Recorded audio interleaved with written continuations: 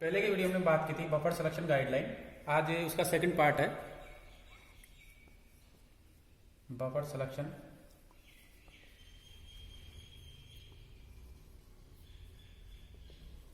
For HPLC।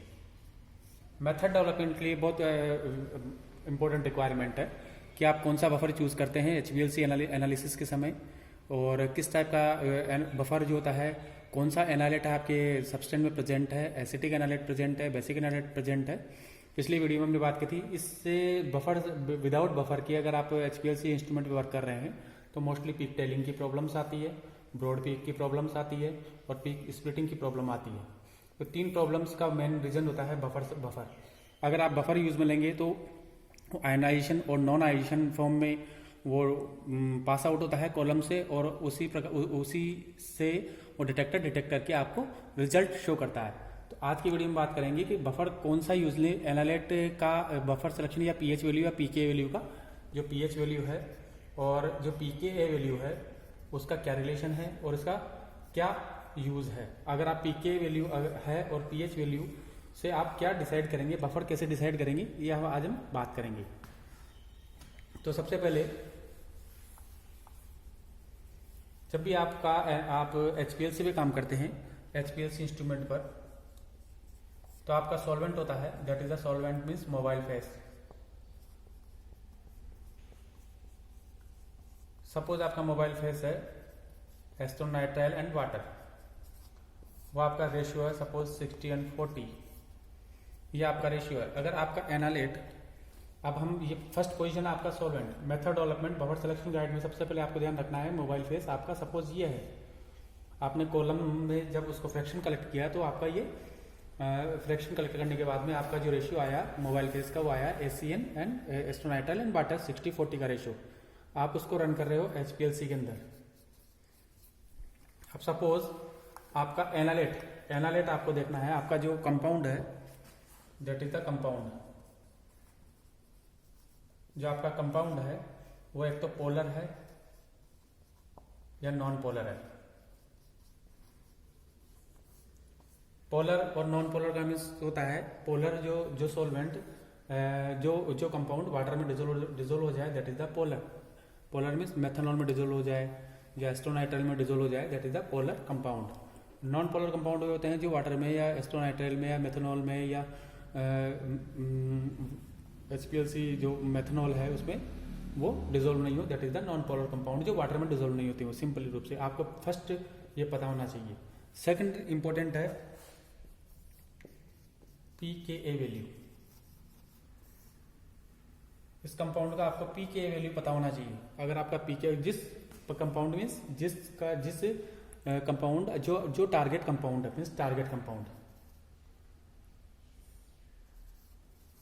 Target आपका क्या है, सपोज टारगेट आपका है कोई स्टैंडर्ड है, आपका स्टैंडर्ड क्या है, दैट इज द टारगेट। तो आपका जो टारगेट है, सपोज आपका स्टैंडर्ड आपने लिया क्यूरिसिटीन लिया या रूटीन लिया या गैलिक एसिड लिया, तो उसका क्या pKa वैल्यू है, that is the pKa value. Most important है pKa वैल्यू। अब pKa वैल्यू सपोज उस कंपाउंड में आपने जो टारगेट जो एनालिट है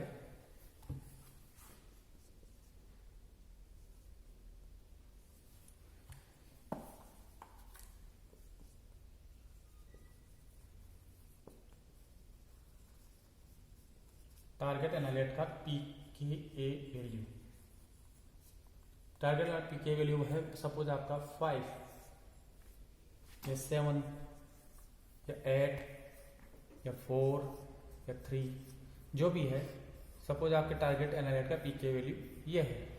अब इसका रिलेशन आपको डायरेक्ट निकालना पड़ेगा pH से। pH मीन्स हो गया आपका मोबाइल फेस का pH।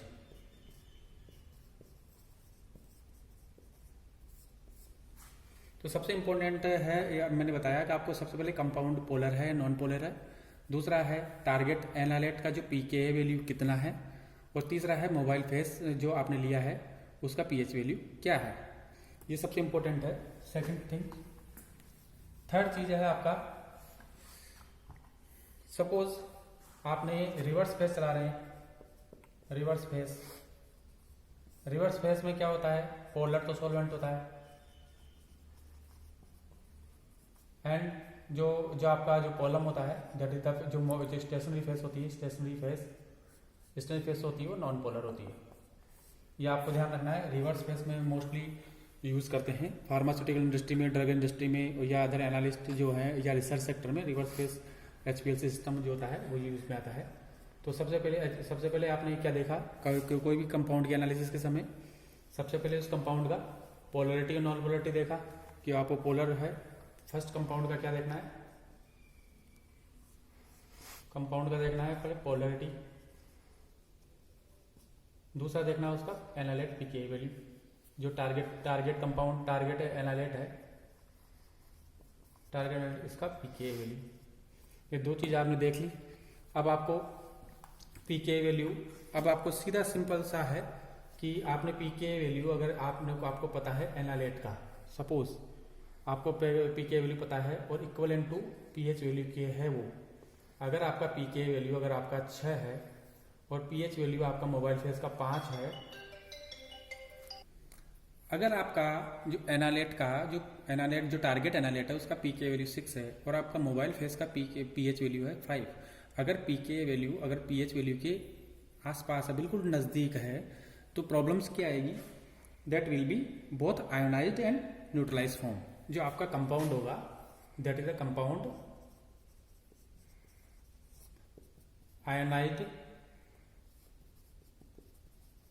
और न्यूट्रल फॉर्म में रहेगा, जिसके कारण क्या होगा, आपके जो रिजल्ट आएंगे वो आएंगे peak tailing and broad peak.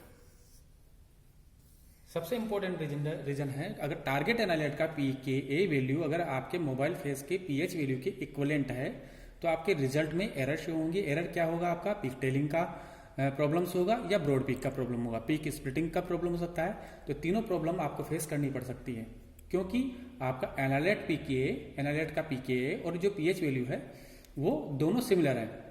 अब इसको रिमूव कैसे किया जाए और इसके अंदर कौन सा आपको बफर यूज में लेना है, तो मोस्टली प्रॉब्लम आज की वीडियो में हमने बताया कि जब एनालाइट का पीके और जो आपका मोबाइल फेस है, जो आपका जो मोबाइल फेस जो आपने लिया है एसिटोनाइट्राइल मेथनॉल, इनका पीएच वैल्यू अगर 5 या 6 के आसपास है या पीके इक्विवेलेंट टू पीएच है, तो आपको मोस्टली प्रॉब्लम्स क्या फेस करनी पड़ेगी, पीक टेलिंग की प्रॉब्लम फेस करनी पड़ेगी, पीक स्प्लिटिंग की प्रॉब्लम फेस करनी पड़ेगी और साथ साथ में ब्रॉड पीक की प्रॉब्लम फेस करनी पड़ेगी।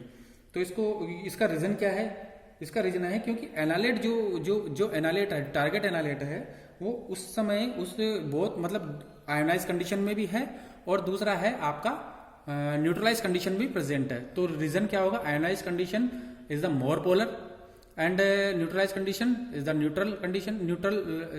तो इससे होगा क्या कि जो मोर पोलर और न्यूट्रलाइज कंडीशन दोनों अगर एक साथ प्रेजेंट होती है अगर आपके कंपाउंड में तो वो पास आउट जब आपके नॉन पोलर कॉलम से पास आउट होंगी तो रिजल्ट आपके डिटेक्टर द्वारा डिटेक्ट किया जाने वाला रिजल्ट क्या होगा, peak splitting, peak broad peak and peak tailing most important. अगर आपका पीक टेलिंग आ रहा है तो मीन्स आप ये मान लीजिए कि आपका जो पीके टारगेट कंपाउंड का पीके वैल्यू है वो that is the similar to pH value of the mobile phase.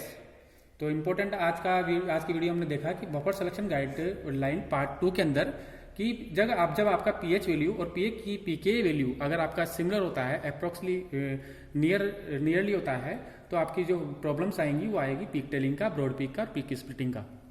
तो पार्ट 2 के अंदर हमने देखा।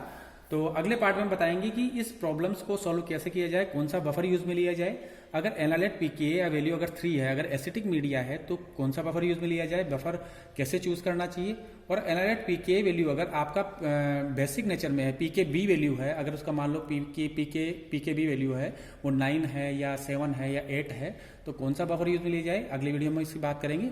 तो आज की वीडियो में इतना ही। Thank you. चैनल को लाइक करें, शेयर करें, सब्सक्राइब करें। ओके, अगले पार्ट मिलेंगे HPLC part 3 buffer selection guideline.